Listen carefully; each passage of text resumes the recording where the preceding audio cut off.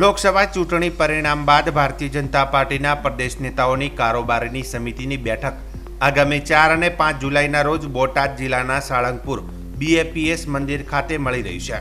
પ્રદેશના અધ્યક્ષ શ્રી આર પાટીલ અને મુખ્યમંત્રી ભૂપેન્દ્ર પટેલની અધ્યક્ષતા હેઠળ કારોબારીની બેઠકમાં પ્રદેશના સંગઠનના મહામંત્રી, ધારાસભ્યો, મંડળ અધ્યક્ષો, કેન્દ્ર સરકારના મંત્રીઓ સાથે રાજ્યના મંત્રીઓ સહિત 1300 જેટલા નેતાઓનો સમન્વય સાથે જનહિતમાં આગામી આયોજન કરીને સ્થાનિક સ્વરાજની ચૂંટણીઓ સહિત મંથન કરવામાં આવશે તેવું પ્રદેશ ભાજપના મહામંત્રી રજની પટેલ દ્વારા મીડિયાના માધ્યમથી જણાવ્યું હતું।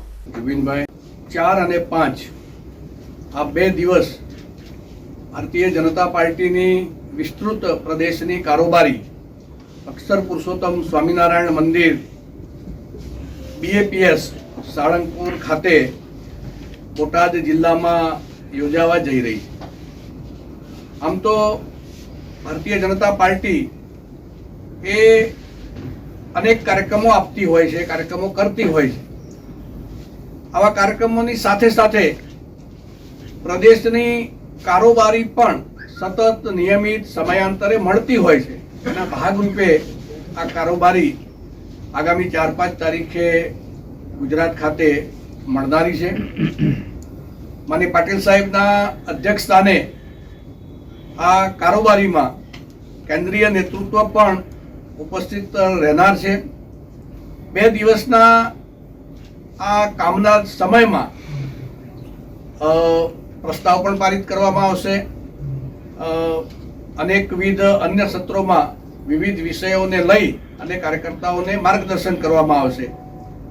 આ વખતે બૃહદ કારોબારી હોવાના કારણે મંડળના પ્રમુખ સહિત એટલે પ્રદેશના હોદ્દેદારોથી શરૂ કરીને મંડળના પ્રમુખ સુધીના કાર્યકર્તાઓ એમાં અપેક્ષિત રાખેલા છે। એટલે અપેક્ષિત શ્રેણી જે છે એના કારણે થોડી મોટી સંખ્યા, એટલા માટે જ આપણે એને વિસ્તૃત પ્રદેશ કારોબારી કહી છે।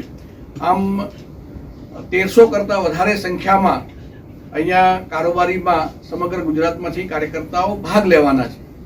તો આવી એક કારોબારી જ્યારે થવા જઈ રહી છે ત્યારે આપ સૌ મિત્રો પણ એ કારોબારીમાં ઉપસ્થિત રહીને ત્યાં થનાર કામની વાત એ લોકો સુધી, ગુજરાત અને દેશ સુધી પહોંચે એ પ્રકારે આપને પણ ખાસ વિશેષ હું કહીશ કે આપ પણ બધા પધારો।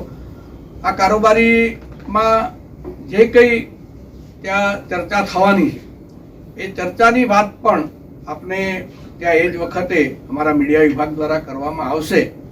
એટલે કુલ મળીને કાર્યકર્તાઓને સુંદર માર્ગદર્શન થાય એ પ્રકારની ચિંતા ભારતીય જનતા પાર્ટી પ્રદેશ ગુજરાતના માધ્યમથી કરવામાં આવી છે।